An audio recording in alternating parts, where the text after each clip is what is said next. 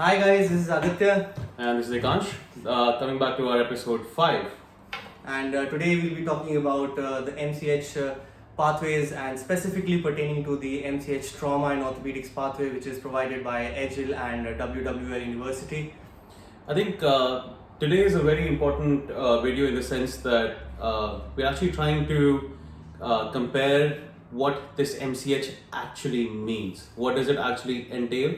And we're kind of trying to compare it with the MCH that we already know about. Yeah, and we're going to go a little more in depth about what to expect with the trauma and orthopedics pathway when you come here in with respect to your academic and clinical profiles. And to help us explain further today, we've got a very important guest with us today. All right, kindly welcome our guest, Mr. Dalal. Yes. Would you like to introduce yourself? Hi, my name is Neel. I'm one of the orthopedic registrars here. Do you want to tell how many years you've been in the UK? So I've joined the MCH course in 2017. So it's been almost 3 years, and I'll be finishing my MCH now. Nice. So, as Neel said, he's been here for longer than us. He obviously understands the system a little better than us, and he's helped us into the process of assimilation and getting used to the system a lot. And this effort, this video is essentially a more professional effort at trying to do the same for all you guys. And we've got, as you know, Mr Neel Dalal here, who is going to be the voice of experience and wisdom with us today. Absolutely. Hope so. All right, so getting back to the main topic at hand. So the question is, what does MCH mean?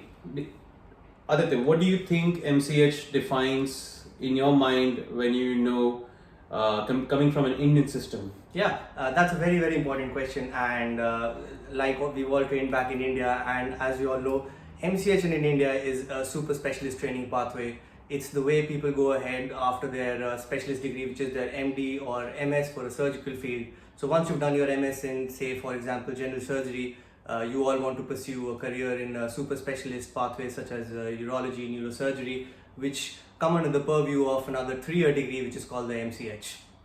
And how do you think you thought about the MCH when you were applying for this course? So yes, so that's one of the key aspects that we want to discuss over here, because this is essentially another MCH program with the same name. For me, when I was back in India and I went through this program as an MCH degree having various pathways such as hip and knee, spine, foot and ankle, and subspecialties within orthopedics, for me, in a way, I was of the opinion that this is a super specialist pathway that will help me direct my orthopedic career in a particular subspecialty of my choice. And where I think it differs a little, and I think Neel will probably be the best person to shed light on, is what does the MCH actually mean in this program, as in the MCH from the WWL Trust? So the MCH in EGIL University consists of 2 parts. One is the academic part, and the other is the clinical part. The academic part is one in which you have fortnightly lectures every alternate Saturday, which concentrates mainly on research and an insight on how the training or how you have to face situations in UK, trauma and orthopedics. And the other part is clinical part, in which you work as a SHO for 1 year, and then depending upon how you perform in that year, you might be get a reg post next year. Okay, so I think if I understand correctly, and to summarize, it's the same. It's different in the sense it has 2 parts: an academic part and a clinical part. The academic part, as we already discussed in the previous videos, involves working as an SHO in the first year and as a registrar in the second year, and that's a clinical part. The academic program has lectures, which, as Neel said, has lectures about research based. It also has some clinical based lectures relevant to your pathway, which is usually done by guest consultants across different trusts who come in and speak about different topics like pertaining to orthopedics. It'd be stuff like hip arthroscopy, replacements, the National Joint Registry, and so on and so forth. Yes, so we're going to take this video to highlight on the clinical training aspect, and we're going to do another video focusing on the academic aspect of the EGIL, which is universal to all the pathways, not just trauma and orthopedics, but the academic pathway is more or less the same for most of the subspecialties, including ENT, psychiatry, or all the MCH and the M.Ed pathways that we have in this course. Absolutely. And one of the most important things that for me when I moved here was to understand what significance does this MCH actually have. So this MCH is accredited by the Royal College of Surgeons. However, it is not a formal training pathway. It is an academic degree. It does not contribute in helping you get into the training program in this country. If you intend to do that, you are expected to go through the traditional route of giving your MRCS, making your portfolio and applying with the local trainees through the CT interview process and then starting at the level of the ST3. Neel, can you talk about further how this goes on? So the further training is for about 6 years, which consists of ST3 to ST8, and after that you obviously apply for fellowship in your subspecialty which you are interested in, and then you apply for a consultant post. So it's a long process. So just to get that right, do you mean you go from ST3, 4, 5, 6, 7, 8, that's Yes. 6 years, and then you're expected to do maybe a year or two of fellowship? Yes. And then based on vacancies for consultant posts across the country, you apply to different places. Yeah, Yes. absolutely. So the key point over here, I think, for us to put across is that this MCH is not a formal training program in this country. Yes, it does provide you a job, which gives you an opportunity to work and train in your subspecialty, but in no way does it mean that you are being recognized for a pathway into the specialist register into the GMC. Absolutely. And I think where this actually brings in the confusion is the fact that MCH back in the Indian healthcare system is something you do as a super specialization post your MD/MS postgraduate qualification, which is usually a 3-year course in specialties like neurosurgery or plastic surgery, and they entail doing a thesis during that period and an exit exam at the end. Very similar to the MD/MS, but that MCH and the MCH that this provides is starkly different. Yeah. Just picking up from that, I think if you go through what this program essentially is about, like Neel has mentioned, there's an academic and a clinical part, and the focus on the clinical part is essentially to help you get familiarized with the common conditions of your subspecialty. Absolutely. And I think the registrar job is broken up into two. So each job is for a 6-month time duration. So the cycle usually runs from August to February and then February to August. Is that correct? Yes. And Neel, would you like to tell us more about how the different jobs work? What do you need to do to get into different jobs? What kind of job did you have while you were here? So it mainly depends upon the vacancies in the trust which you are working. So obviously the trainees would be given a first preference, and we would be allotted jobs depending upon the availability. So I worked in upper limb for 6 months, Mm-hmm. and knee and soft tissue knee for 6 months, which is I wanted, and I was fortunate enough to work in those specialties for a year. So just to clarify, so you worked in a shoulder and a knee unit. What is the pathway in your MCH that you're actually following? So it was a hip and knee pathway, Mhm. and yes, it is different that I've not done hip. However, it is hip and knee MCH is Mhm. more of an academic. Yeah. I do get training in clinical aspects, Mhm. but as you said, that it's mainly dealing with how to deal with common problems in hip and knee. Right. So I think that's an important point to pick up from there. So there is a bit of confusion about with respect to the job that you get and the pathway that you are in. So we need to be wary of the fact that while your pathway may be a foot and ankle or a hip and knee, it does not necessarily mean that you would be working in the same unit or doing the same, or training in that particular unit of your hospital, for the entire duration of your registrar job. So essentially, based on the two jobs that you have, if the vacancies are not present in the subspecialty that you want, for say if you want to specialize in upper limb, but there are no vacancies in the upper limb team, or if you want to specialize in hip and knee, but there are no vacancies in hip and knee, it might mean that you would be working for a 6-month or even a 12-month period in a specialty which is not which is not the same as the MCH pathway that you're getting it. For example, you might be working in a foot and ankle team even though your pathway is a hip and knee, and that might be down to the lack of vacancies. And this is determined by how many local trainees are applying for the post. And those are things which are, I think, which are beyond your control. And all you can probably do is you can express your interest to your clinical supervisor. The clinical supervisor is actually your bridge between the parent trust of the Right Indian Vegan and Lay, which is the HL, and between your own trust. So it's important to understand, and correct me if I'm wrong, that WWL does not directly influence your training as to where you are working. Most of your training, it depends on the trust that you are in, with whom you'll be signing your contracts, and what availability they have and what jobs they have. And of course, WWL will be, you can escalate to them if you have any issues.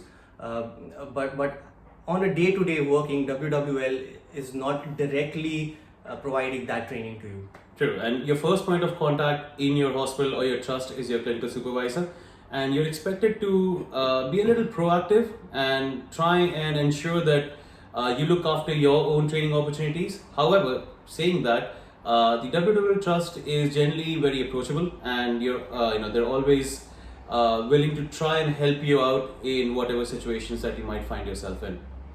Neel, what has your experience been with this so far? I had a confusion regarding the 6 months after my second year. However, WWL Trust helped me out in liaising with my clinical supervisor about my needs for my clinical development, and I did get a post after second year, which I was fortunate. But I think so it is not compulsory now, or you might or might not get. So we'll pick up on that as well. So one of the reasons that I need to highlight is one of the reasons for this variability.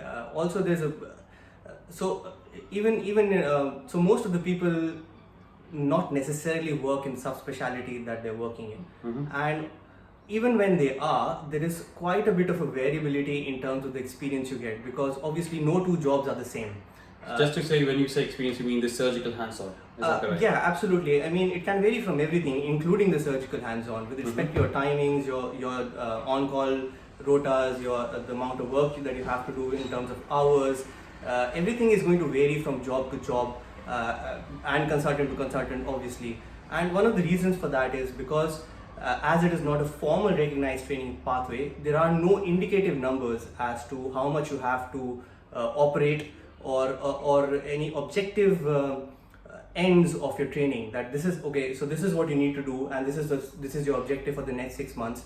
You're working in a hip and knee unit, and maybe this is the number of surgeries you have to do, or the number of procedures that you need to log in, that will help you move ahead. So because of lack of this objective number, the training will obviously vary from person to person and from consultant to consultant. I think what we're trying to highlight here is that the local trainees here have a thing called indicative numbers, where they're expected to perform a certain number of each type of surgeries. For example, it could be arthroplasties, arthroscopies, it could be surgeries like compartment syndrome, decompressions, or it could be tension band wirings. And there's a certain number that they must hit by the end of their 6 years of training for them to be able to qualify to become a consultant. However, such indicative numbers do not exist for the MCH pathway, and because of this, there can be variability. This variability might be significant across different hospitals for the amounts of clinical and hands-on training that you receive. What do you think, Neel? Yeah, it depends upon the hospital. That's the main thing. You cannot expect to be doing 100 to 150 knee replacements or a hip replacement in 6 months or a year. But I think you'd struggle with that even in India and private practice, I suppose. Yes.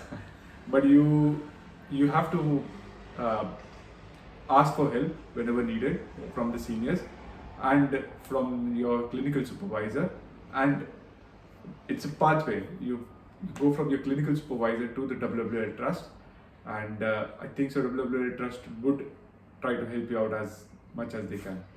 So I think the key point here is to understand that when you're coming in here, you should not be looking for numbers. You should be looking for getting the right training and the right experience as an overall in the country. I think we've all summarized the best that we could, and just as a final takeaway message, do not look at this MCH as a formal training degree, as you would probably look at it in India, which is recognized by the Medical Council, now defunct. This training helps you familiarize with the common conditions in your subspecialty, and the management and the treatment protocols. You get to understand what are the common complications that might arise, how to tackle them.